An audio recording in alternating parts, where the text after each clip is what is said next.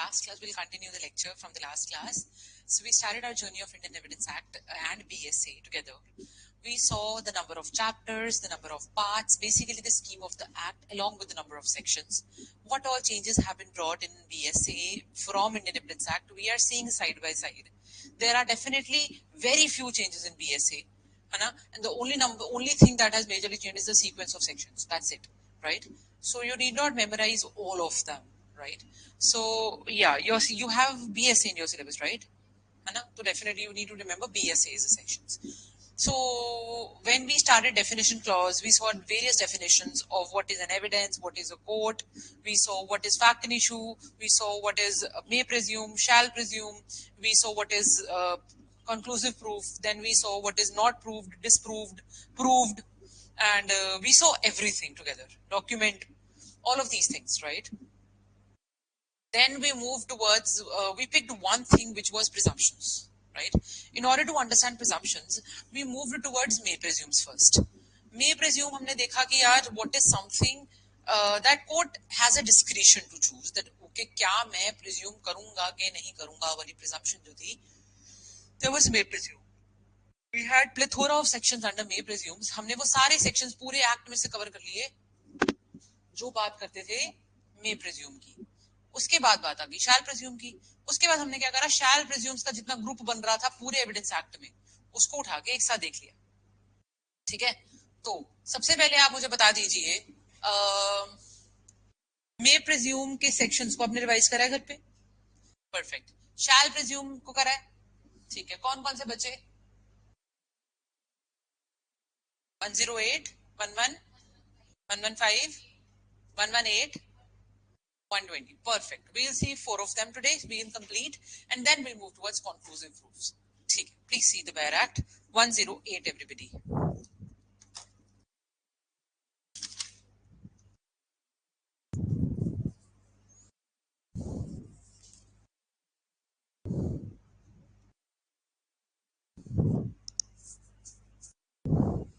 Okay.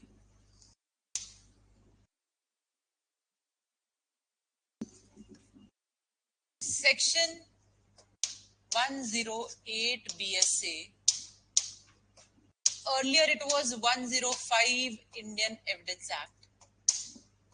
One of the important provisions of entire act. Why? पता क्या हुआ, हमारे पास ना एक केस है जिसको हम सिंपल भाषा में वुलमिंगटन केस कहते हैं.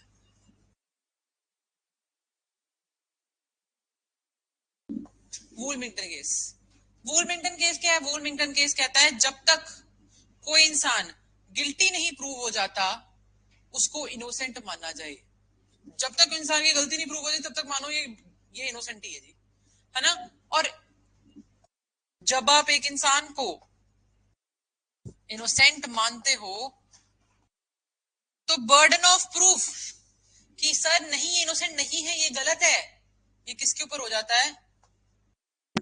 On the prosecution.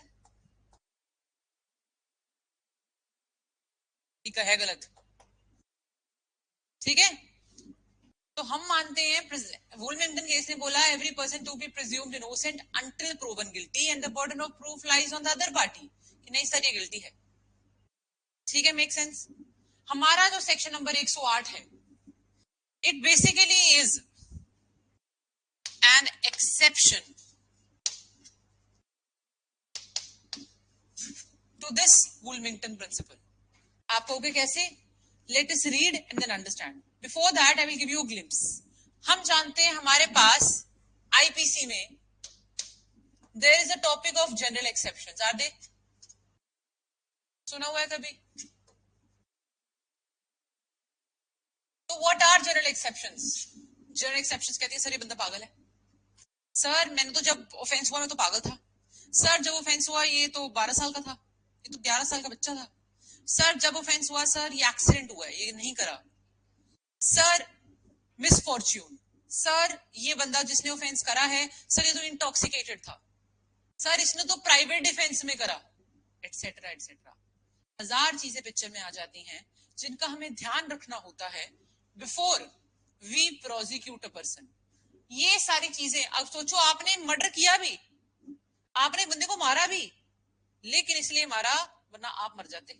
वो आपका रेप करने लगा था, वो आपको कुछ भी करने लगा था, जो आपने उसको मार दिया, प्राइवेट डिफेंस में आपने उसे मार दिया। ठीक है, तो आप एक चीज समझिए, इन सब चीजों को हमने जनरल एक्सेप्शंस की कैटेगरी में डाल दिया आईपीसी में। यार बहुत सारी चीजें मैंने आपको एग्जांपल दी, जैसे पागल होना, बच्चा होना, एटसेट्रा एटसेट्रा, ये सारी जनरल एक्सेप्शंस है। ठीक है, तो लॉ पता है क्या बोलता है? लॉ कहता है देखो यार, जनरल एक्सेप्शंस हम मानते हैं। अब सोचो, हर इंसान ऐसे कहेगा कि यार काश मैं जनरल एक्सेप्शन में फिट कर जाऊं, मैं बच जाऊंगा, यही सोचेगा हर इंसान। तो लॉ कहता है देखो यार, हम ये ना सिरदर्दी ना आपको देते हैं, the person who is the accused, उसको सिरदर्दी देते हैं कि तुम बचना चाहते हो ना यार, तो तुम मतलब the burden of proof is on you to prove that you fall under general exceptions. तुम बचना चाहते हो तो तुम प्रूव कर दो ना कि तुम यहाँ पे फॉल करते हो, यहाँ पे फॉल करोगे तो बच जाओगे।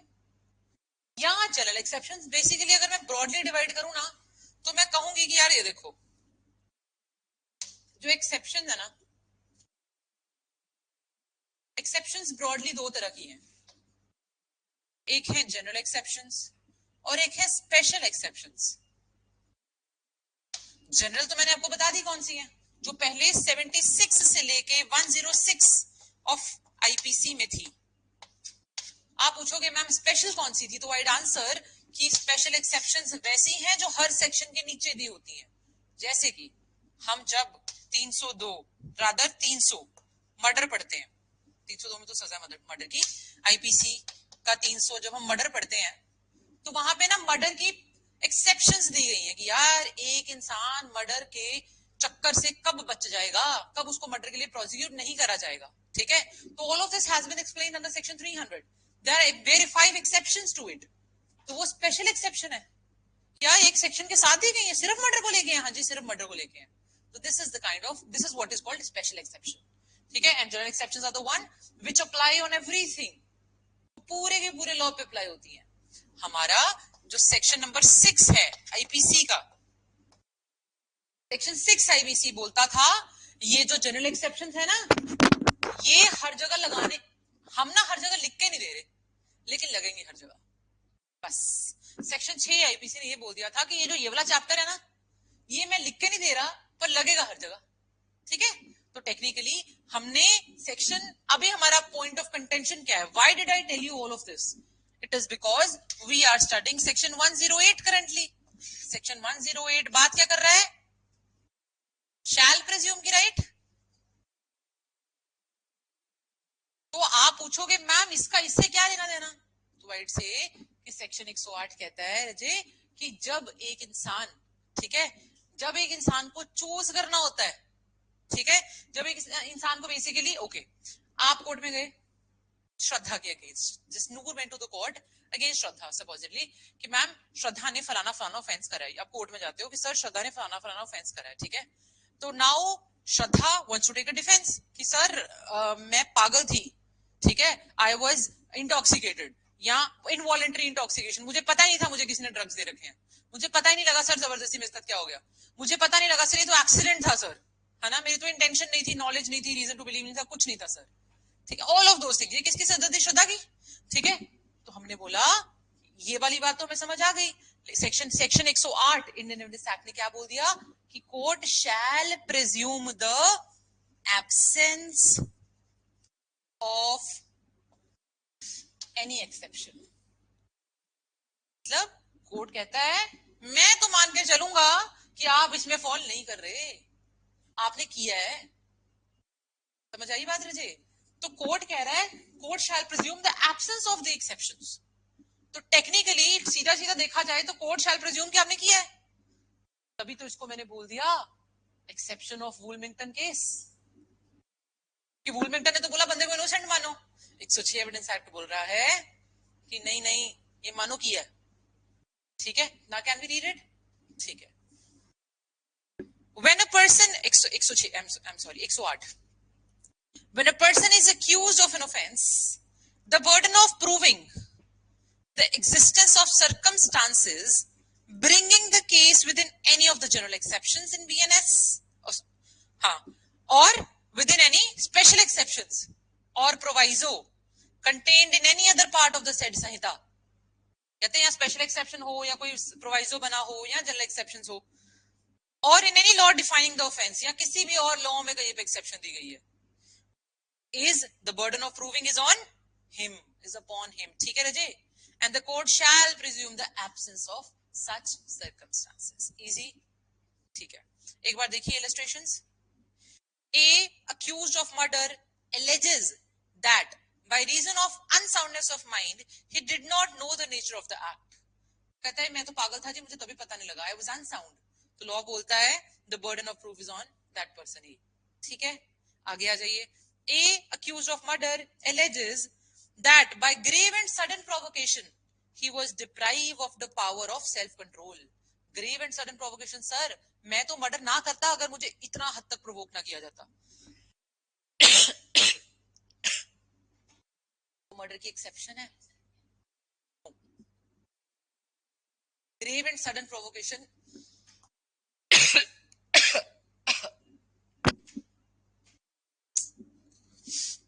just a second.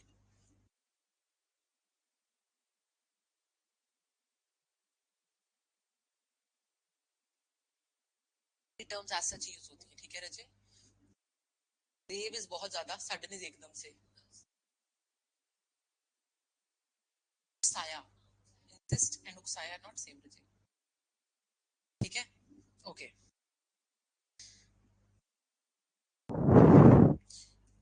आप दो एक्सेप्शन, दो एग्जांपल्स बहुत है, इलस्ट्रेशन बहुत है, आपको समझ आ गया, कॉन्सेप्ट समझाने के लिए है. ठीक है ये.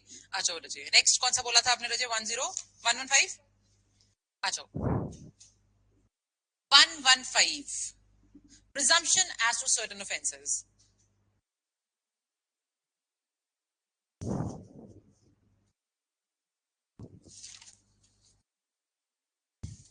तो बेसिकली ये सेक्शन को पुराने वाले एक्ट में इंट्रोड्यूस क्यों करा गया था? क्योंकि हमें पता लग रहा था यार टेररिस्ट अटैक्स बढ़ी जा रहे हैं, हमें कुछ समझ नहीं आ रहा हम क्या करें. ठीक है, तो हम उसे कंट्रोल करना चाहते थे. हम उन एरियाज में लोगों को डरा के रखना चाहते थे कि अगर आप उस एरिया में पाए गए, आपके साथियों ने भी किया, तो एक बार के लिए तो हम आपके अगेंस्ट भी मानेंगे कि आप ही ने किया. ठीक है, उनको डराने के लिए, लोगों में एक फियर फैक्टर डालने के लिए, एक what do we call it, basically to tell them that okay, you can also be convicted for the same, so be safe, keep yourself out of all this. ठीक है, let us see. Where a person is accused of have committing an offense, accused of having committed an offense, उस पे accusation है कि उसने कोई offense करा है.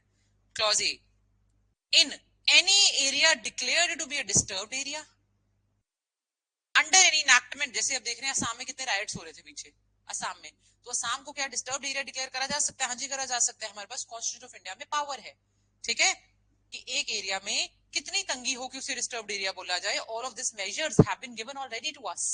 ठीक है, has been declared to be disturbed area under any enactment for the time being in force, making provision for the suppression of disorder and restoration and maintenance of public order. तो वहां पे हमें provisions बनाने पड़े हैं restore करने के लिए पब्लिक पीस, या शांति बना के रखने, ट्रंक्विलिटी बना के रखने के लिए, मेंटेनेंस ऑफ पब्लिक ऑर्डर, इन सब के लिए हमारे को वहां पे स्पेशल लॉज बनाने पड़ रहे हैं. इतनी तंगी है उस जगह पे. तो पहला, आपने ऑफेंस करा उस जगह पे. दूसरा, any area in which there has been over a period of more than 1 month extensive disturbance of public peace, या फिर एक ऐसे एरिया में जहां पे 1 महीने से ज्यादा तक डिस्टर्बेंस रही है. अभी वो डिस्टर्ब एरिया डिक्लेयर नहीं हुआ चाहे, बट 1 महीना हो गया, उसमें डिस्टर्बेंस है उस एरिया में. ठीक है रजे? ऐसे दोनों एरियाज में अगर आपने ऑफेंस करा है एंड इट इज शोन, देखिए, and it is shown that such person had been at a place in such area at a time when firearms or explosives were used. देखो, यहाँ आपने, उन्होंने बोला आपको एक्यूज करा गया, मैंने जसनूर को एक्यूज करा, Jasnoor you have committed an offence here, और वो एरिया डिस्टर्ब्ड एरिया, या फिर ऐसा एरिया जिसमें 1 महीने से ज्यादा पब्लिक पीस डिस्टर्ब्ड है. ठीक है, and it is shown, shown क्या क्या दिखाया जा चुका है?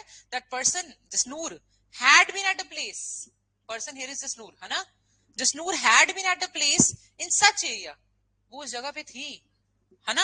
Eight a time when firearms और एक्सप्लोसिव वर यूज्ड, उस टाइम पे जब वहां पे गोलियां चली हैं, या पटाखे चले हैं, एक्सप्लोसिव कोई भी सब्सटेंस चला है, बारूद, कुछ भी. ठीक है, और from that place to attack और resist the members of any armed forces और द फोर्सेस चार्ज, और या फिर उस जगह पे क्या हुआ है? आर्म फोर्सेस के मेंबर्स को रेजिस्ट करा गया है, बचाया गया खुद को, ठीक है, और charge with the maintenance of public order acting in the discharge of their duties, it shall be presumed, क्या प्रिजम्पशन है, बस इतना तो याद रखिए, that such person had committed such offence, shall be presumed, तो माना जाएगा, कोर्ट क्या मानेगा, शैल प्रिज्यूम करेगा that Jasnoor had committed such offence, ठीक है, मेक सेंस, ठीक है, हाँ जी, कहाँ पे रजे, the maintenance of public order acting in the discharge of duties shall be resumed, क्या, और from that place to attack or resist the members of the armed forces or the forces charged with the maintenance, हाँ, इन्होंने बोला चाहे arm forces को resist करा, चाहे ऐसी फोर्सेस को रेसिस्ट करा जिनको काम दिया गया था शांति बना के रखने का, सीधी सी बात है, ठीक है, और ये बेसिकली कौन सी ऑफेंसेस के लिए ज्यादा लगता है, waging the war against the state, आपने वॉर छिड़वा दी वहां पे, ये नीचे लिखा गया, the offences refer to in subsection 1 are the following, कौन कौन से ऑफेंसेस होंगे, तो आप पे लगेगा, जरूरी नहीं है आप जहां पे मौजूद हो आपके ऊपर सारे आपको बोल दिया जाएगा कि आप ही कल्प्रेट हो, ऐसा नहीं होगा, इन्होंने बोला है हम नीचे आपको ऑफेंसेस की लिस्ट दे रहे हैं, section 147, 148, 149, 150 of BNS and criminal conspiracy और अटेम्प्ट टू कमिट और अबेटमेंट अंडर 149 और 150 ऑफ बीएनएस, तो बेसिकली यहाँ आपने क्रिमिनल कॉन्स्पिरेसी करी है या आपने वेजिंग द वॉर करा है अगेंस्ट द गवर्नमेंट, तो तभी आपको इन केसेस इसके अंदर कल्प्रिट बनाया जा सकेगा और तभी कोर्ट आपके अगेंस्ट प्रिजम्पशन लेगा, शैल प्रिज्यूमबली, यस, चले आगे, नेक्स्ट सेक्शन बताइए रजे, 118, 118 है ना, ठीक है, presumption, okay, 118 is very very important section, it can be asked, ये जो हमने अभी करा है ये यूजुअली सेमेस्टर्स में नहीं पूछा जाता, जो हमने अभी करा है, लेकिन जो आप कराने लगे वो पूछा जाता है, ठीक है, इट इज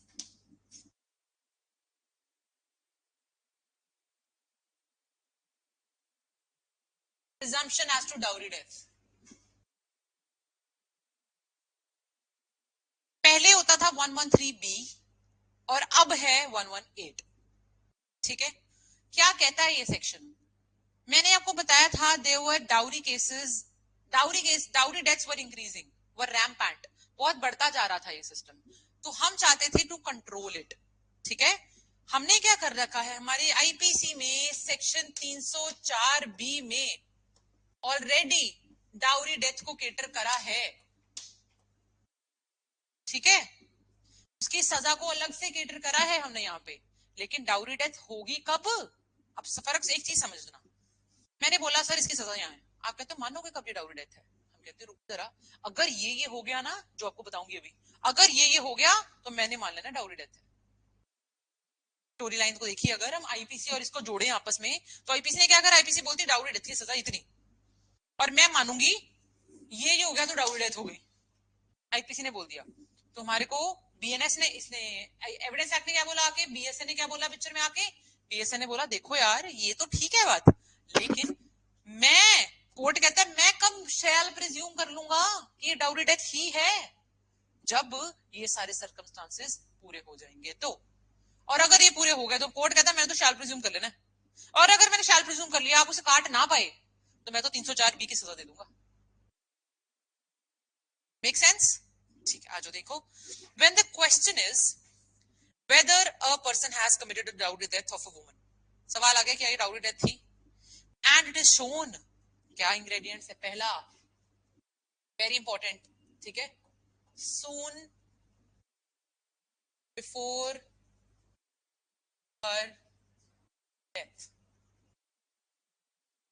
ठीक है, soon before her death such woman had been subjected by such person to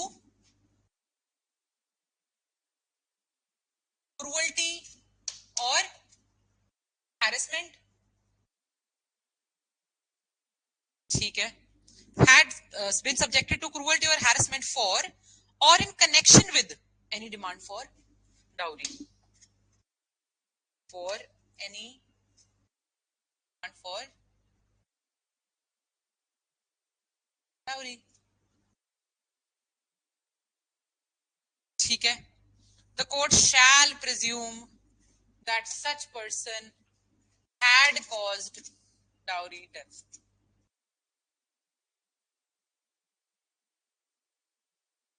बता रही हूँ, सभी इनके इंग्रेडिएंट्स समझाने लगी मुझे। What is soon before her death? Soon before her death से मतलब क्या होता है, कहते हैं इसका ना कोई टाइम पीरियड, कोर्ट ने 1000 बार कोशिश करी है बट कोर्ट ना कोई फिक्स टाइम नहीं बना पाई कि सून बिफोर, सून बिफोर का मतलब 1 घंटा पहले है, 1 दिन पहले है, 1 महीना पहले क्या है, कोर्ट कहती है मैं नहीं बता सकती यार, ये सून बिफोर हर डेथ का फिक्स टाइमिंग नहीं है। बट सोचो ना, केस आया 1.5 साल पहले, 1.5 years ago, इस लेडी को बोला गया था डाउरी लाने के लिए और इसको बहुत क्रूअल्टी करी गई थी, मेंटल क्रूअल्टी इस पे हद से ज्यादा, कि तू लाती नहीं कुछ, तू घर पे नहीं लाई कुछ, एक्सेट्रा एक्सेट्रा। ठीक है, और उसने जी आज उसकी डेथ हो गई है, उसकी आज डेथ हो गई है, तो कोर्ट कहता है, सवाल आया कोर्ट, क्या तुम शैल प्रिज्यूम करोगे? कोर्ट कहता है नहीं यार, 1.5 साल पुरानी बात है वो तो, जो हमें प्रूफ आया इट इज शोन कि उसने क्रूअल्टी तो हुई है उसके ऊपर, इनके ऊपर क्रूअल्टी की सजा तो बनती है, ये बंदे के ऊपर 498 आईपीसी तो लगेगा क्रूअल्टी वाला। लेकिन क्या इसको डाउरी डेथ मानूं कि इसने डाउरी डेथ करी है इसकी, क्या इसको 304 बी की सजा दूं कि ना दूं, ये मैं बड़ा कंफ्यूज बैठा हूं। कोर्ट कहता देखो यार, इसका फॉर्मूला तो मैं डिसाइड नहीं कर पा रहा हूं, लेकिन एक अगर केस ऐसा आया जिसमें लड़की को 4-5 दिन पहले तंग किया था, ठीक है, प्रूफ आ गया कि उसको 4-5 दिन पहले वो अपने मायके आई थी बोलने के लिए कि कुछ दे दो मुझे वरना मेरा पति मुझे मार देगा, ठीक है, और वो मर जाती है, कहते हैं इससे तो साफ साफ पता लग रहा है, basically there is no fixed formula, no straight jacket formula for determining what is exactly soon before her death, but anything which is near, there must be proximity of time, there must be proximity of time in order to determine what exactly is soon before her death, nearness of time honi chahiye ji, आसपास कहीं पे हुआ, ठीक है, अगर ये हो जाता है और ये प्रूव हो जाता है कि क्रूअल्टी हैरेसमेंट हुई थी आसपास, और ये नहीं कि नॉर्मल क्रूअल्टी, क्रूअल्टी इसी पर्पस के लिए हुई थी जी, डाउरी के लिए, only then the person, the court shall presume that it is a dowry death, and once the court presumes, once the court presumes that that is a dowry death, अब तो आपको पता है दूसरी पार्टी हैज टू रिबट, ठीक है, और अगर रिबट नहीं कर पाई तो 304 बी में आईपीसी में कन्विक्ट हो जाएगी, ठीक है, इजी, इंपॉर्टेंट है, ये पेपर में बहुत बार आता है।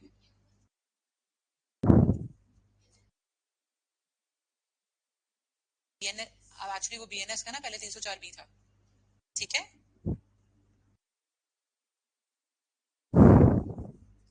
आईपीसी 304 बी था वो, इसका आप 113 बी है ना, राइट, मतलब पुराने वाला वन, एक मिनट रुको, सी बी इज 118, हम 118 पढ़ रहे हैं ना, ठीक है, ओके, अब आ जाइए 120 पे, विच इज पहले वाला 114A, पहले वाला 114A था ये,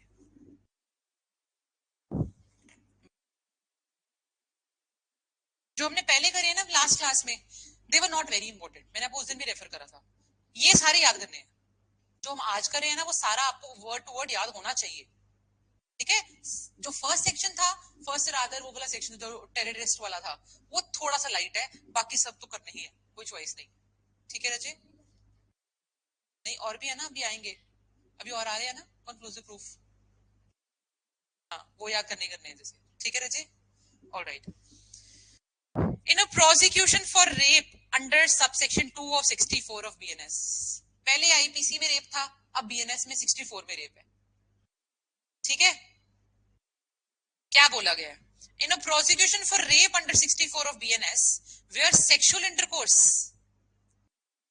by the accused is proved, कि सेक्सुअल इंटरकोर्स तो हुआ, ये प्रूव हो गया, तो पहला एसेंशियल अगर मैं लिखूं तो आई वुड से, ठीक है, सेक्शन हम देख रहे हैं सेक्शन 120, राइट,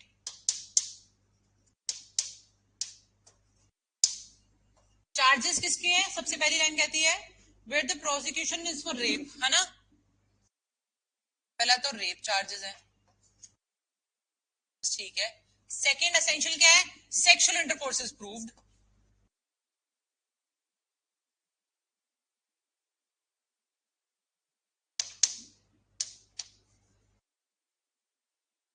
ठीक है। आगे आ जाइए, is proved sexual intercourse by the accused is proved and the question is whether it was without the consent of the woman alleged to have been raped, ठीक है। सवाल क्या है, नेक्स्ट एसेंशियल देखिए, question is was it without consent,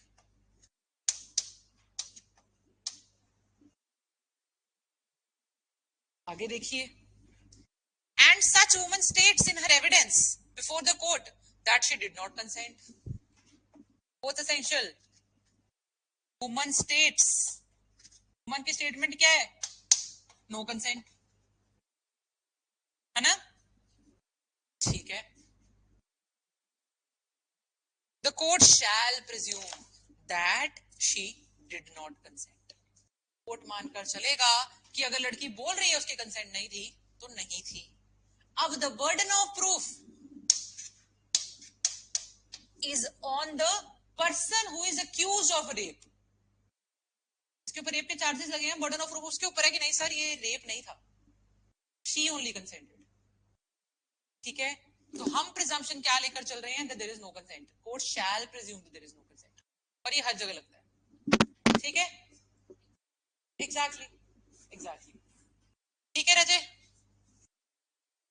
okay. Explanation पे आ जाइए, इसका landmark judgement लिख लो पहले तो आप, Tukaram versus state of Maharashtra 1979 supreme court,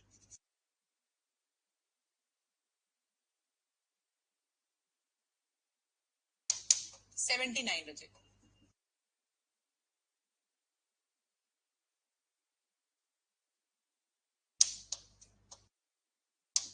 इस साइटेशन है इसकी 1979 सुप्रीम कोर्ट, इसके कारण ये अमेंडमेंट आई थी उस टाइम पे, इस जजमेंट के बाद ही हमें लाना पड़ी। मथुरा रेप केस बोला जाता है ना इसे, मथुरा रेप केस के नाम से जाना जाता है, इसमें इसमें हमारे लड़की की कंसेंट को अज्यूम कर लिया गया था, ठीक है, जिसके कारण हमें ये अमेंडमेंट लानी पड़ी, हमें बोलना पड़ा कि यार आप कैसे अज्यूम कर सकते हो, शी सेइंग नो मतलब नहीं थी, कोर्ट मानने की नहीं थी, ठीक है।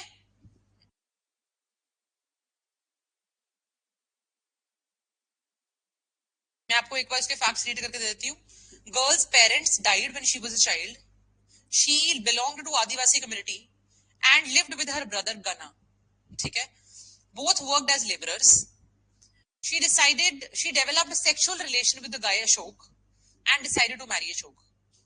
Complaint was filed by Gana, उसके भाई ने complaint file करी alleging that the girl Mathura had been kidnapped. The three accused, मतलब जिन्होंने किडनैप करा, along with Mathura were brought to police station, ठीक है, स्टेटमेंट्स उनकी रिकॉर्ड करी गई थी, पुलिस ने मथुरा को बोला वेट करने के लिए, ठीक है, एंड बाकी और बाकी सबको भगा दिया, ठीक है। हाँ, उसके बाद क्या हुआ, वन ऑफ द पर्सन्स जिन्होंने किडनैप करा था, दे टुक Mathura into the loo and raped her despite protest and stiff resistance, उसने रेजिस्ट भी करा था, प्रोटेस्ट भी करा था, but she was still raped. उसके बाद दूसरा बंदा आया Tukaram, he wanted to rape her but failed to do so as वो बहुत ज्यादा ड्रंक था, he was highly intoxicated, वो रेप नहीं कर पाया था, ठीक है। Session court found evidence is sufficient to convict, ठीक है। हाई कोर्ट ने रिवर्स कर दिया decision and sentenced Tukaram and Ganpat, हाँ हाई कोर्ट ने रिवर्स कर दिया, उन दोनों को कन्विक्ट कर दिया, and then what happened later, supreme court acquitted the appellants stating that the alleged intercourse was a peaceful affair। तो उन्होंने क्या बोला, बाद में सुप्रीम कोर्ट ने बोला कि नहीं यार ये तो पीसफुल था, लड़की ने तो प्रोटेस्ट करा ही नहीं, ठीक है, तो आपसे मानो कि ये पीसफुल अफेयर था, तो जिसके कारण ना बहुत ज्यादा क्लेश हुआ, देयर वाज ह्यूज आउटक्राई कि यार दिस इज रियली रॉन्ग, अगर लड़की बोल रही है कि उसने कंसेंट नहीं करा तो इस बात को माना जाना चाहिए, ठीक है। तो इसीलिए हमारे पास इसका एज अ रिजल्ट हमने अमेंडमेंट करी थी 1983 में, उस टाइम पे, ठीक है, 1979 का ये केस था, उस टाइम पे हमने अमेंडमेंट करके 114A डाला था एविडेंस एक्ट में, 1983 में अमेंडमेंट करके सेक्शन नंबर 114 एविडेंस एक्ट में हमने डाल दिया था, जो करंटली बन गया है 120 BS से।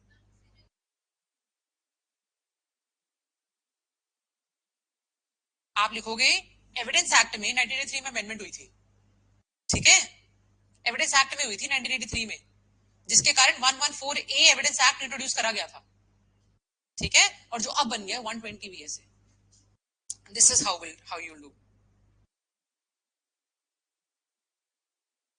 ठीक है,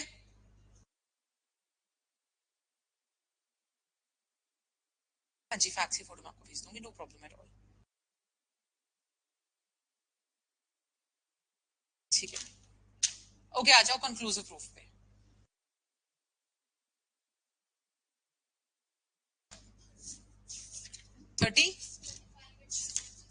35 पे आ जाइए.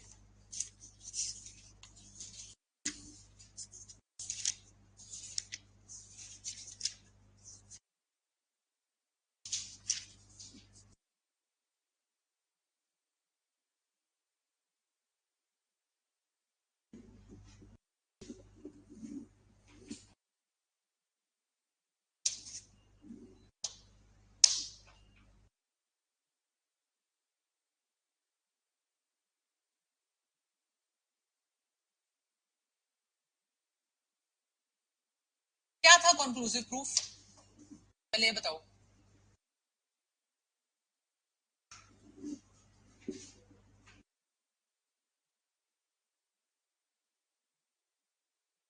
एक ऐसे प्रिजम्पशन जो कोर्ट डिक्लेयर करता है कि हम तो मानकर चल रहे हैं प्रूव्ड है. हमारे पास दो तरह की प्रिजम्पशन थी, presumption of fact, presumption of law. Presumption of law दो तरह की थी, एक शैल प्रिज्यूम, एक कंक्लूसिव प्रूफ. जो कंक्लूसिव प्रूफ है वो इररिबटेबल प्रिजम्पशन ऑफ लॉ है. इररिबटेबल प्रिजम्पशन यानी कि कोर्ट ने डिक्लेयर कर दिया कि अगर ये हमें दिख गया ना तो हमने ये मान लेना, इसको आप तोड़ भी नहीं पाओगे बस. ठीक है, no evidences are invited, no evidences are taken, the court presumes कि यार ये जो है सही है, यही है एग्जैक्टली. ठीक है, आ जाइए सेक्शन नंबर 35. इंग्रेडिएंट्स देखते हैं, इंग्रेडिएंट्स तोड़ते हैं उसके, सेक्शन नंबर 35 के.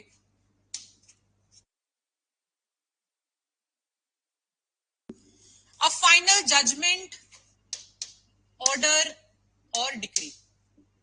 अ फाइनल जजमेंट, ऑर्डर और decree of a competent court और ट्रिब्यूनल. किसकी डिक्री चाहिए हमें? कॉम्पिटेंट कोर्ट की ऑर्डर, डिक्री या जजमेंट, कॉम्पिटेंट कोर्ट और ट्रिब्यूनल. ठीक है, in the exercise of probate, matrimonial, admiralty और इंसॉल्वेंसी जुरिसडिक्शन. तो बेसिकली इन चारों केसेस को आपको याद रखना है. In case of probate, wills को लेके, विल जो बनती है वसीयत, उसको जब एग्जीक्यूशन करनी होती है पहले उसकी प्रोबेट बनती है. ठीक है, सीधा विल एग्जीक्यूशन में नहीं जाती है.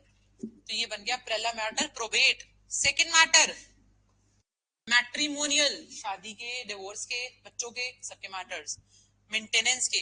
थर्ड एडमिरालिटी, जितने भी आर्म्ड फोर्सेस के सारे matters. And last we have insolvency, PMAI आपको याद रखना है. ठीक है, it is probate, matrimonial, admiralty and insolvency. ठीक है, a final judgment, order or decree of the competent court or tribunal in the exercise of probate, matrimonial, admiralty or insolvency jurisdiction which confers upon or takes away from any person any legal character, or which declares any person to be entitled to any such character or to be entitled to any specific thing, not as against any specified person but absolutely is relevant when the existence of any such legal character or the title of any such person or any such thing is relevant. Class 2 पे आओ एक बार, ये बताती हूँ, दोबारा आऊंगी इसके ऊपर. सच जजमेंट और decree is conclusive proof that any legal character which it confers accrued at the time when such judgment, order or decree came into operation. अच्छा, सारे देखते हैं, पर एक बार चीज समझ लेते हैं. एक एक बहुत सारे पॉइंट्स हैं, मल्टीपल पॉइंट्स है, एक देखते हैं. हमने ये यहां तक समझ आ गया. ठीक है, कोर्ट ने बोला कि अगर कोई जजमेंट आई है या डिक्री आई या ऑर्डर आया, कॉम्पिटेंट कोर्ट ने दिया जी. ठीक है, और किस किस केसेस में? इन केसेस में दिया. ठीक है, और उस जजमेंट या डिक्री या ऑर्डर से पता क्या हुआ? इस जजमेंट ऑर्डर या डिक्री से क्या हुआ, देखो टर्म यूज करिए इन्होंने, विच कॉन्फर्स अपॉन और टेक्स अवे। तो यहां कॉन्फर हुआ, कॉन्फर होने का मतलब होता है मिलना, राइट, कॉन्फर्स अपॉन और टेक्स अवे, ठीक है, कॉन्फर्स अपॉन और takes away from any person any legal character. इसका मतलब क्या है, लीगल कैरेक्टर क्या होता है यार, सर मैं 18 साल की हूं ना, मेरा राइट टू वोट है सर, सर मैं अनेजा है मेरी सरनेम सर, ये भी मेरा लीगल कैरेक्टर है, all of these are legal characters everybody, ठीक है। अब देखिए, कॉन्फर्स अपॉन और टेक्स अवे, ऐसी जजमेंट ने क्या करा, मुझे लिया, मुझसे लिया या मुझे दिया, एक लीगल कैरेक्टर, यहां तक ठीक है, ठीक है। फ्रॉम एनी लीगल और which declares any person to be entitled to any such character, या डिक्लेयर करा ये बंदा एंटाइटल्ड है, मतलब दिया ही है ना, स्पेशली नहीं दिया, उसके पास था बट कोर्ट ने डिक्लेयर कर दिया कि हाँ जी इसका बनता है, ठीक है। Entitled to any such character और to be entitled to any specific thing, यहाँ बोला यार इसकी ये चीज बनती है, कोई भी डिक्लेरेशन, ठीक है। Not as against any specified person but absolutely, इसका मतलब क्या है देखो,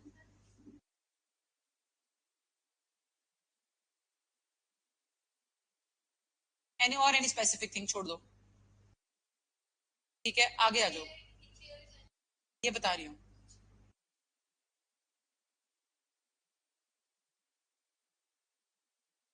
ये तो बताया मैंने, ये बताया रजे मैंने, declares any person to be entitled to any such character, specifically दिया नहीं, ये बोला इसका है, डिक्लेरेशन कर दी, ठीक है। ये देखो ना, ये कॉन्फर करा, दिया, लिया, या डिक्लेयर कर दिया कि हाँ इसी का है जी, और डिक्लेयर, ठीक है। और to be entitled to any specific, not as against any specified person but absolutely, इसका मतलब क्या है, not as against any specified person, इसका मतलब होता है यार, जजमेंट इन रेम, नाम सुना है, जजमेंट इन रेम ऐसी जजमेंट होती है जो पूरे वर्ल्ड के अगेंस्ट होती है। जब एक बंदे का दिवाला निकलता है, इधर देखो, जब एक बंदे का दिवाला निकलता है, इंसॉल्वेंट हो जाता है, क्या पूरे वर्ल्ड के अगेंस्ट हुआ है कि सिर्फ जस्ट तेरे लिए मैं इंसॉल्वेंट हूँ, बाकियों के लिए ठीक हूँ मैं, तो यार सबके लिए है, शादीशुदा, मैं आपके लिए शादीशुदा हूँ, बाकियों के लिए सिंगल सिंगल, ले, ये मैटर जो हैं, ठीक है, ये पूरी वर्ल्ड के अगेंस्ट, ये सारी क्या है, जजमेंट्स इन रेम है। तो उन्होंने यही बोला कि ये जजमेंट तो आई, पर ये जजमेंट कैसी है, not against one person but absolutely लिख दिया उन्होंने, ठीक है। तो टेक्निकली क्या पता लग गया कि जजमेंट इन रेम आई है जी, ठीक है, but absolutely is that becomes relevant, is relevant को अंडरलाइन करके रख लो, is relevant when the existence of any such legal character or the title of any such person is relevant, जब कलेश पड़ेगा ना किसी बंदे के टाइटल का या किसी बंदे के लीगल कैरेक्टर का, तो ये वाली जजमेंट हमारी रेलेवेंट हो जाएगी, ठीक है। जब भी कलेश पड़ेगा किसी भी कैरेक्टर को लेके, किसी भी टाइटल को लेके, तो हम कहेंगे रुक जा जजमेंट आई थी सर मेरे पास, रुक जाओ, वो जजमेंट रेलेवेंट हो जाएगी, ये होता है फर्स्ट क्लॉज, ठीक है रजी। हाँ जी, पहला आ चुकी है, इदा की जजमेंट आ चुकी है, जजमेंट रेम सी, ठीक है, ओके।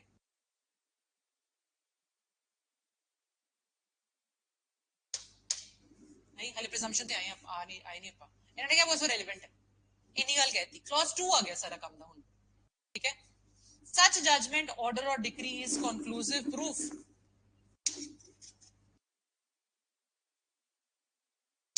कंक्लूसिव प्रूफ किस चीज का, ये जो डिक्री आपने बता दी है, ये कंक्लूसिव प्रूफ होगी that first any legal character which it confers accrued at the time when such a judgment order or decree came into operation, जब सर पहला पहला कंक्लूजन ऑफ किस चीज का, जब सर ये जजमेंट आई थी ना, तब इसको ये वाला लीगल कैरेक्टर अप्रूव कर गया था, ये 18 साल का हो गया था सर, अराइज अराइज पैदा हो गया था सर, इसका legal character, any legal character which the judgment conferred upon him, judgment उसको दिया जो लीगल कैरेक्टर सर उस टाइम पे ऑलरेडी उसको अक्रू हो चुका था। ठीक है सर, मैंने मतलब जजमेंट गलत नहीं है, जजमेंट ने जो बोला था वो उस टाइम उसको ऑलरेडी अक्रू हो चुका था। पहली कंक्लूसिव प्रूफ ये है। कंक्लूसिव प्रूफ यानी कि इसको रिवर्ट नहीं करा जा सकता, ये नहीं बोल। अब सोचो ना, जसनूर आपने क्या करा, अपनी बात प्रूफ करने के लिए पुराना केस रेफर कर दिया ये वाला, और मैं कह रही हूँ सर ये गलत है। कोर्ट कह रहा है कंक्लूसिव प्रूफ है मेरे पास क्या, कि ये जो जजमेंट में बात लिखी गई है ना, उस टाइम पे सच में ऐसा हुआ था, इसको क्रू कर गया था। ठीक है, पहली प्रिजम्पशन ठीक है। Conclusive proof accrued at that time when the judgment was passed. ठीक है, okay. Any second, any legal character to which it declares any such person to be entitled accrued to that person at the time when such judgment, order or decree declares it to have accrued. पहला किस चीज को लेके आ गया, पहला आ गया legal character जो हमने कॉन्फर करा। ये वर्ड्स है ना सारे, उन्हीं को छेड़ा गया, कुछ अलग नहीं है इसमें। पहला बोला गया जो लीगल कैरेक्टर आपने कॉन्फर करा, मानेंगे उसी टाइम कॉन्फर हो गया था जब जजमेंट आई थी। सेकंड, लीगल कैरेक्टर जो आपने डिक्लेयर करा रजे, उस टाइम डिक्लेयर हो गया था जजमेंट आई थी। Third presumption, any legal character which it takes away, देखो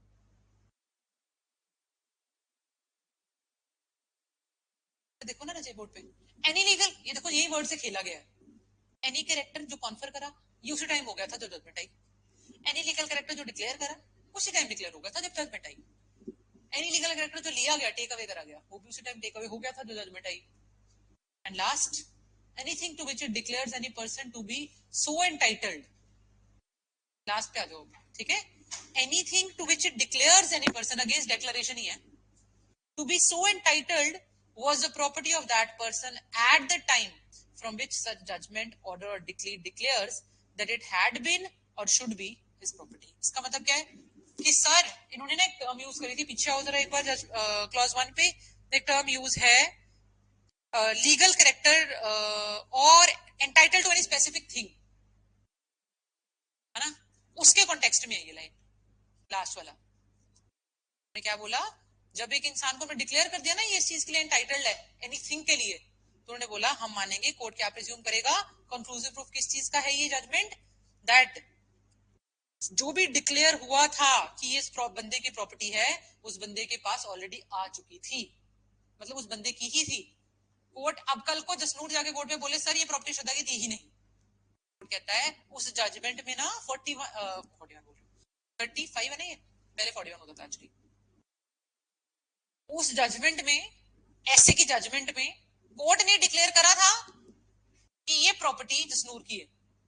तो अब जब वो कॉपी जजमेंट की लेकर आ गई है ना यहाँ पे जसनूर, तो हम मानेंगे कि जसनूर के फेवर में वो प्रॉपर्टी ऑलरेडी जा चुकी थी, डिक्लेयर करी जा चुकी थी उस टाइम पे ही, और इसको कंटेंट अब नहीं करा जा सकता कि ये गलत थी। बस ये प्रिजम्पशन है। ये मेंस में कम पूछा, अकेला का सेक्शन बहुत कम पूछा जाता है मेंस में, एज इन योर सेमेस्टर्स। ठीक है रजे, but you get the point of it, कि कहना क्या चाहते हैं, ये कहना ये चाहते हैं कि यार जो जो उस टाइम पे हमने डिसाइड कर लिया, बाद में अगले केस में आप उसका क्लेश कैसे डालोगे, हम डालने नहीं देंगे बस। ठीक है रजे, बस यही बोला मैंने रजे कि कोई प्रॉपर्टी डिक्लेयर होगी थी जसनूर की पिछले केस में, इस केस में क्या कंटेंट करवाओगे कि सर वो उसकी बनती नहीं थी, बस इसको आप अपनी इजी लैंग्वेज में करके जैसे मर्जी लिख सकते हैं। ठीक है रजे, कौन सा नेक्स्ट, 1 1 समथिंग है ना, all right, 116, extremely important, very important।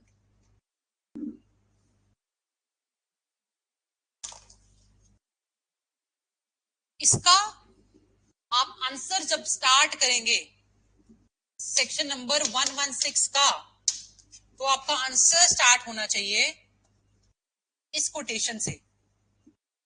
इतना अच्छा इंप्रेशन जाएगा एग्जामिनर के ऊपर। Motherhood is a fact, fatherhood is a belief.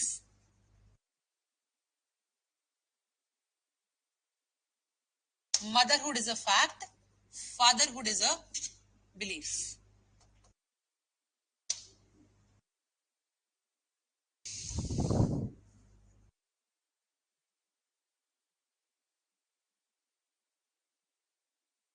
ठीक है रचे, इसका मतलब क्या है यार, पता तो मदर का तो पता लग जाता है, फादर कौन था बच्चे का ये पता लगाना पड़ता है। ठीक है, इसीलिए हमने सेक्शन नंबर 116 को इंट्रोड्यूस करा, जो पहले होता था सेक्शन 112।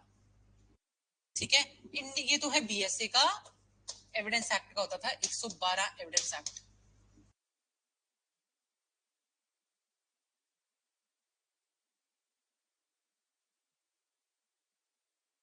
कौन, यस, सारे मैटर इसी में आता है। हुआ क्या, अब ना हमें बड़ी प्रॉब्लम होगी, ये समझ नहीं आ रहा यार कि ये बच्चे का फादर यही है कि नहीं। लेडी ने डिवोर्स ले लिया, शादी के बाद बच्चा हुआ, मतलब डिवोर्स के बाद बच्चा हुआ, अब यही नहीं पता लग रहा कौन सा फादर है। हमने ना एक प्रिजम्पशन ली, कॉन्क्लूसिव प्रूफ लिया इस सेक्शन में। कॉन्क्लूसिव प्रूफ यानी कि इररिबटेबल प्रिजम्पशन, इसको तो तोड़ा नहीं जा सकता। ठीक है, इस सेक्शन ने हमें बोला कि यार देखो, मेटर्निटी ना, बच्चे की मदरहुड जो होता है बच्चे का, वो हमेशा सर्टेन होता है, पता लग जाता है। प्रेटर्निटी जो होती है वो हमें इन्फर करनी पड़ती है, निकालनी पड़ती है कि कौन होगा फादर। ठीक है, सो ये बात, ये दोनों बातें बोली गई थी। There was this case of Rohit Shekhar versus ND Tiwari, ये जो बात है, ये लाइन है, इसको आप रेफर कर सकते हो, Rohit Shekhar versus ND Tiwari.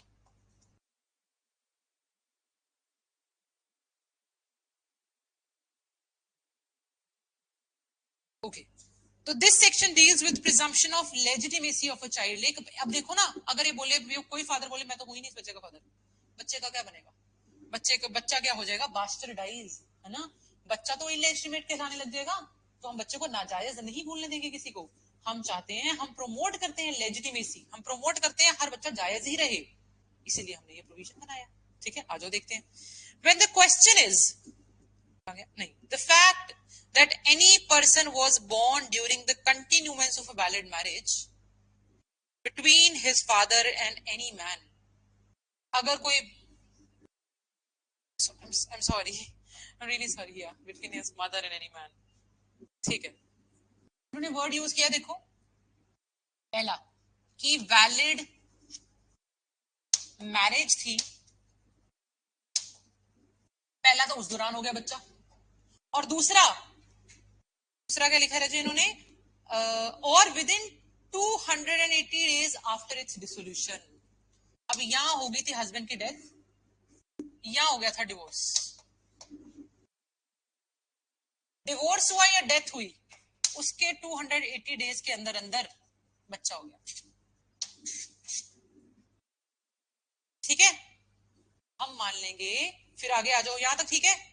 With in 280 days after it's dissolution the mother remaining unmarried provided, proviso है, इस केस में जब डेथ हो गई है या डिवोर्स हो गया, तो मदर, मतलब उस लेडी ने दूसरी शादी अब तक नहीं करी है, मदर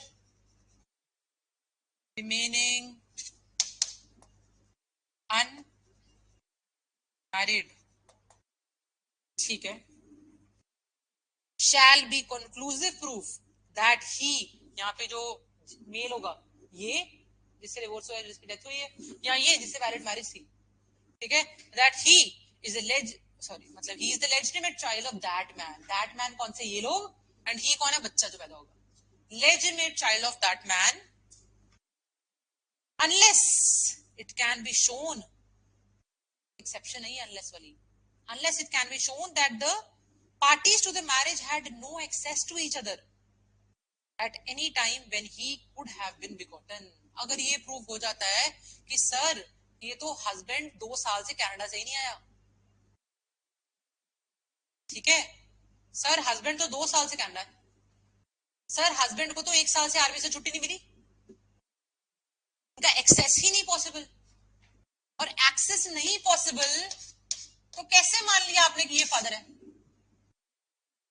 ठीक है, अगर ये प्रूफ, सिर्फ इतनी सी चीज है, अगर ये प्रूफ कर दो ना एक्सेस नहीं था, ठीक है, तो ही हम आपको बेनिफिट देंगे इस चीज का, अदरवाइज, अदरवाइज सीधी सी बात है, हम तो मानेंगे कि आप ही फादर हो।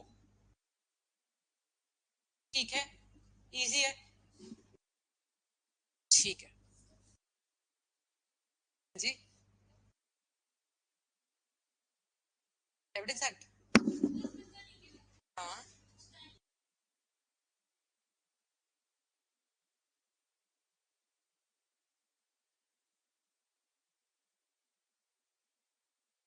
कॉलेजेस में तो हमेशा ऐसे ही रहता है यार। हाँ,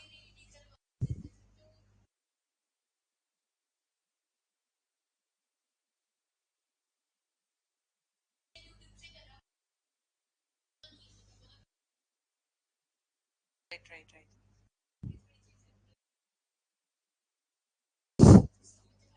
great great great, I am glad कि आपको समझ आ रहा है।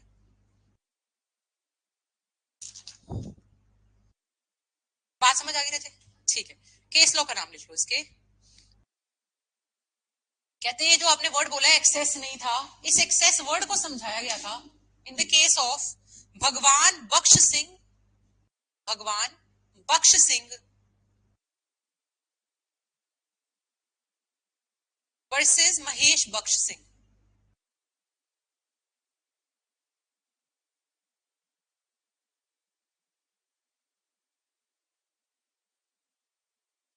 एक्सेस वर्ड को समझाया गया था। इसमें ना नैरो नैरो व्यू लिया गया था। कहते कि देखो आपको ये प्रूव करना पड़ेगा सेक्सुअल इंटरकोर्स हुआ है कि नहीं हुआ, लेकिन ना सुप्रीम कोर्ट ने उसके बाद एक जजमेंट में बोला यार आप ना वाइड व्यू नैरो व्यू मत लो, इसका बहुत ही ब्रॉड व्यू लो कि क्या उनके पास अपॉर्चुनिटी थी। ठीक है, आप ये मत सोचो कि यार हुआ होगा कि नहीं, आप ये देखो अपॉर्चुनिटी थी। अगर अपॉर्चुनिटी थी तो कोर्ट ने एक जजमेंट दे दी, landmark judgment, this is judgment of Kamti Devi, Kamti Devi versus Poshiram 2001। Poshiram 2001 supreme court, जिसमें कोर्ट ने ये बोल दिया that the we accept that access means opportunity to have sexual intercourse. Access means opportunity to have sexual intercourse.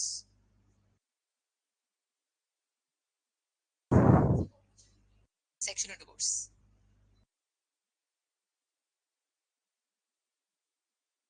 और रीजन क्या है ये सेक्शन का, रीजन जरूर लिख के आना पेपर में अलग से साइड लिख के, reason of this section which is law always leans towards, law always leans, झुकता किसकी तरफ है लॉ, टुवर्ड्स लेजिटिमेसी की कोई नाजायज रहे ही ना, लेजिटिमेसी एंड लीगैलिटी।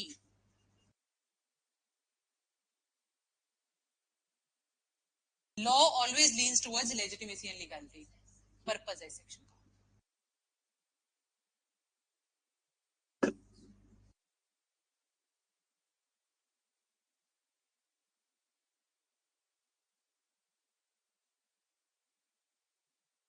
यस,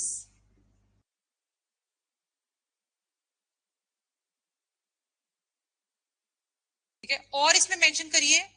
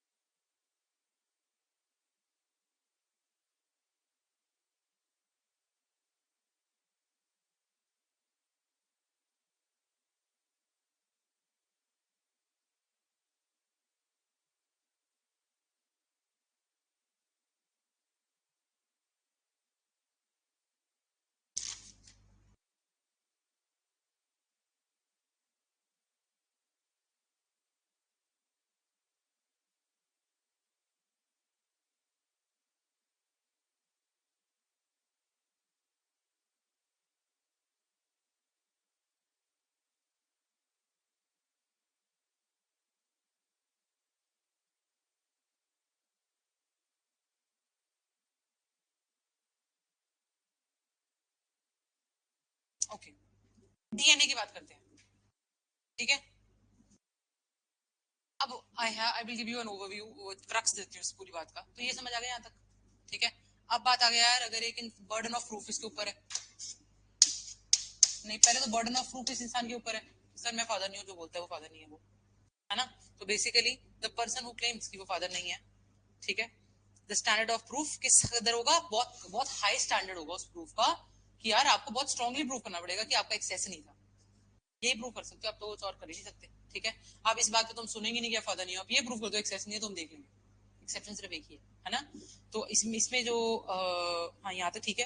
इसके बाद बारी आ गई यार कि अगर आप ये प्रूव करना चाहो कि यार मतलब डीएनए के थ्रू आप प्रूव करना चाहो कि फादर नहीं हो, तो क्या कोर्ट रेगुलरली डीएनए ऑर्डर कर सकता है, डीएनए टेस्ट करा के लाओ। ठीक है, हम पहले ना बहुत स्ट्रिक्ट था लॉ, पहले लॉ इतना स्ट्रिक्ट था, वो बोलता था कि यार हम डीएनए को कॉन्क्लूसिव प्रूफ नहीं मानते, वो सिर्फ एक कोरोबोरेटिव एविडेंस है, सिर्फ कोरोबोरेट यानी कि हेल्प करता है, कोरोबोरेटिंग एविडेंस है डीएनए, ना कि एक कॉन्क्लूसिव प्रूफ। ठीक है, इसके बाद हमारे पास बहुत सारे केसेस आए जिसमें ये बोला गया कि यार डीएनए को लेके there is a lot of confusion basically. ठीक है, हमारे पास ये जजमेंट थी गौतम कुंडू वाली, एक जजमेंट है, this is Gautam Kundu.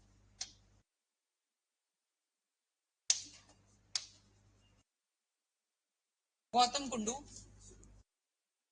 Versus क्या है इसका, versus state of West Bengal 1993 versus state of West Bengal 93।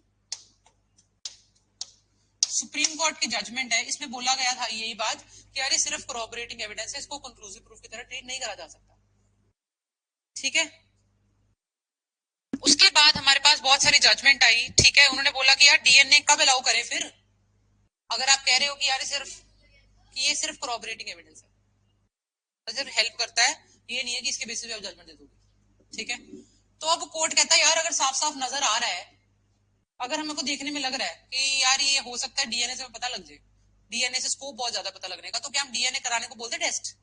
तूने बोला, कोर्ट ने बोला कि हाँ यार आप कराने को तो बोल सकते हो, लेकिन अगर एक इंसान मना कर देगा मैं डीएनए टेस्ट नहीं कराऊंगा, तो ये उसके अगेंस्ट यूज होगी बात, उस इंसान के अगेंस्ट जो बोलता है मैं नहीं करवाऊंगा डीएनए।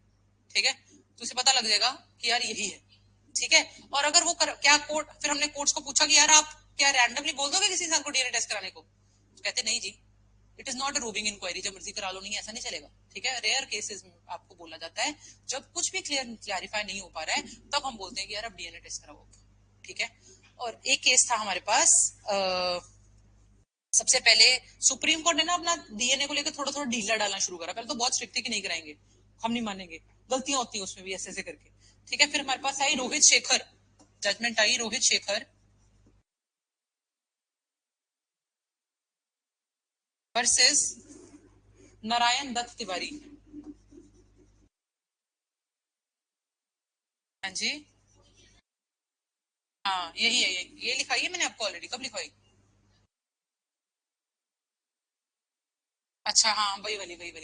ठीक है रजे, रोहित शेखर वर्सेस एनडी तिवारी। ठीक है, तो इस जजमेंट 2012 दिल्ली हाईकोर्ट की जजमेंट है ये। इसमें क्या बोला supreme court, Delhi high court ने, उन्होंने ना बोला कि यार इसको ना डीएनए को आप कोरोबरेटिव की जगह ना सब्सटैंटिव पीस ऑफ एविडेंस मान लो, थोड़ा सा ज्यादा स्टैंडर्ड हाई कर दिया डीएनए का, कि यार ये सब्सटैंटिव पीस ऑफ एविडेंस है, अब सिर्फ कोरोबरेटिव नहीं है। ठीक है, इसके पास जो लैंडमार्क जजमेंट आई जिसने पूरी की पूरी शक्ल बदल दी, उसको आप कभी नहीं भूलेंगे और लिखेंगे ही लिखेंगे अपने पेपर में, that is the case of Nandlal Vasudev, Nandlal Vasudev बड़वायक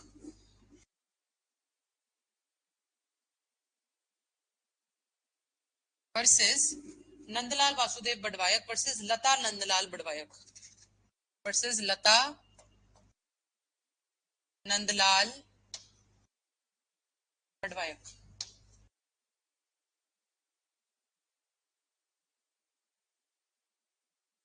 2014 supreme court, landmark है ये। इसमें क्या हुआ, एक फादर का डीएनए हुआ। ठीक है, हाँ जी, तो डीएनए टेस्ट हो चुका था, वो कहता था बच्चा मेरा है नहीं। ठीक है, कि मैं बायोलॉजिकल चाइल्ड चाइल्ड नहीं हूँ इस गर्ल चाइल्ड का, लेकिन हुआ क्या, वाई बोलती थी नहीं ये है। ठीक है, तो जब भी पहला डीएनए टेस्ट हुआ उसमें वो फादर आया, मैच कर गया डीएनए, सेकंड बार वो फिर से कराया गया, फिर से आ गया सेम ही रिजल्ट। ठीक है, तो टेक्निकली कोर्ट ने बोला कि यार जब डीएनए टेस्ट में पहले जब बनाया गया था ना एविडेंस एक्ट, उस टाइम पे साइंटिफिकली इतनी इवॉल्वमेंट नहीं थी, साइंस इतनी ज्यादा स्ट्रांग नहीं थी, ठीक है। लेकिन अब टाइम के साथ साथ इसमें इतनी ज्यादा एक्यूरेसी आ चुकी है कि हम इसमें गलती की संभावना बहुत कम बची है। तो अगर केसेस ऐसे हैं जिसमें साफ साफ पता लगता है, ठीक है, इन्होंने वर्ड यूज करे, आई विल टेल यू, इन्होंने बोला when there is conflict between a conclusive proof and proof based on scientific advancement, हमें समझ नहीं आ रहा कि हम साइंस की बात माने के अपनी अपनी चलाएं, देन इन्होंने बोला कि जब वर्ल्ड कम्युनिटी के अकॉर्डिंग बेटर क्या है कि साइंटिफिक चीजों की बात माननी जाए, ठीक है, it is better for the entire world, ठीक है। और साथ में बोला गया कि truth must be the hall mark of justice, कि सच की बात सुनी जानी चाहिए, मियरली बिकॉज लॉ ने हमें कुछ बोल दिया था, पुराने जमाने का लॉ था, हाँ जी, ये हेल्ड करा गया कि यार हम मानते हैं कि DNA is accepted to be conclusive, तो डीएनए ही कंक्लूसिव प्रूफ के बराबर है, तो ये बन गई लैंडमार्क जजमेंट, ठीक है। इसके बाद भी हमारे पास बहुत सारी जजमेंट्स आती रही हैं जो बार बार हटाती रही हैं, बार बार बढ़ाती रही हैं, तो देयर इज नथिंग फिक्स्ड, अभी भी कुछ फिक्स्ड स्टैंड है ही नहीं। सुप्रीम कोर्ट का 2017 में फिर से वो कर गई supreme court, honourable supreme court ने 2017 में बोल दिया हम नहीं मानते कंक्लूसिव, तो depending upon the facts and circumstances of the case हम डीएनए को कंसीडर करेंगे वरना नहीं करेंगे, this is the current stand. मैं आपको ना ग्रुप पे फोटो भेज दूंगी, ग्रुप पे एज इन पर्सनली फोटो भेज दूंगी, उसमें निकाल के गूगल से निकाल के, ठीक है। ये आपने नोट्स किए हैं, जो भी मेरे को लगेगा रेलेवेंट पोर्शन आपके लिए आप वहां से पढ़ लें, ठीक है। मुझे ये second I will sign of,